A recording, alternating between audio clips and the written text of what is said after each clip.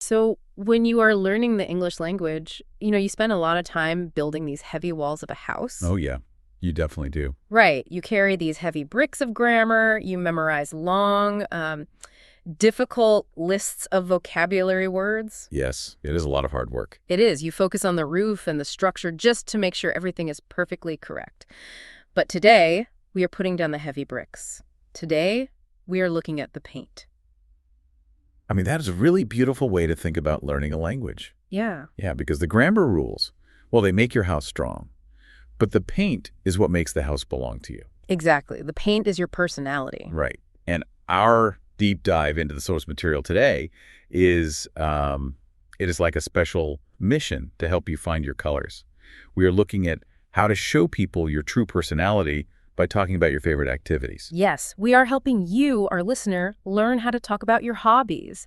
And to guide us on this audio journey, we are using a wonderful lesson from a source called Linda's English Channel. It is a great source. It really is. And this specific lesson features two excellent teachers. There is a female host named Emily and a male host named Paul. And right from the very beginning of the lesson, Emily tells the audience that she's feeling very relaxed today. Oh, right.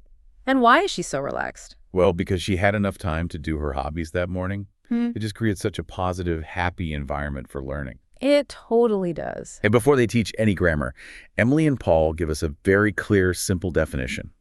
A hobby is something fun that you enjoy doing in your free time. I love that definition, because it removes all the pressure. Exactly. No pressure at all. Right. It is not about your job. It is not about studying for a test. It is simply about joy.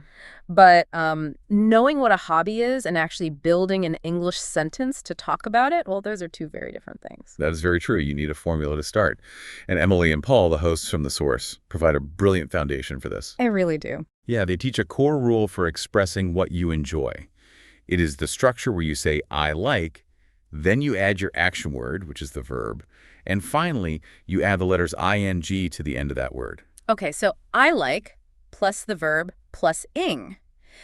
Let's look at the exact examples Paul gives in the source material. Let's break those down. So the male host, Paul, says, I like reading books. He also says, I like listening to music, and I like playing sports. And what is truly fascinating about this rule is the mechanics of why it works so well.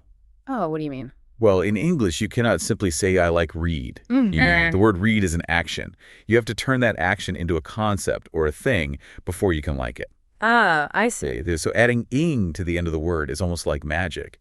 It takes the action of reading and turns it into an activity that you can hold in your hands. Oh, wow. So it changes from something you do into a thing that you love.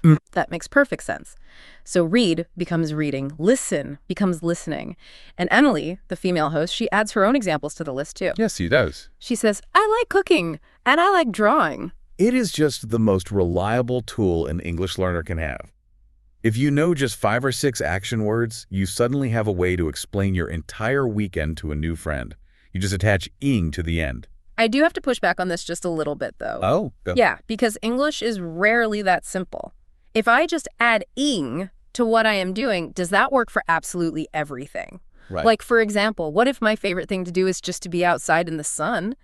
Can I say, I like outside ing? Okay, that is a very creative attempt. Right. But no, you cannot say outside ing. Ah, okay. I figured. Yeah, the ing rule only works when you attach it to a specific verb, like a true action word. You need an action like sitting outside or walking outside. Yes. However, your question actually leads us right into the next major concept from the source material. The English language actually changes depending on where you do your hobby. Oh, that is so interesting. So the physical location changes the vocabulary. Yes. Emily and Paul divide hobbies into 2 very clear categories to help us understand this.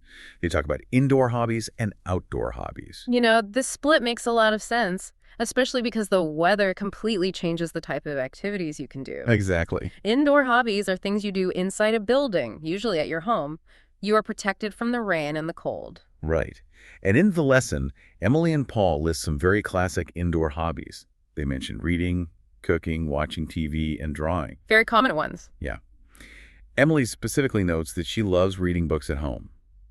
And Paul shares that he likes watching movies at home. And what stands out to me there is how direct their sentences are when they talk about the indoors. I mean, they do not use any extra words. No, they don't. Paul simply says, I watch TV. Emily says, I read a book. That direct language works perfectly.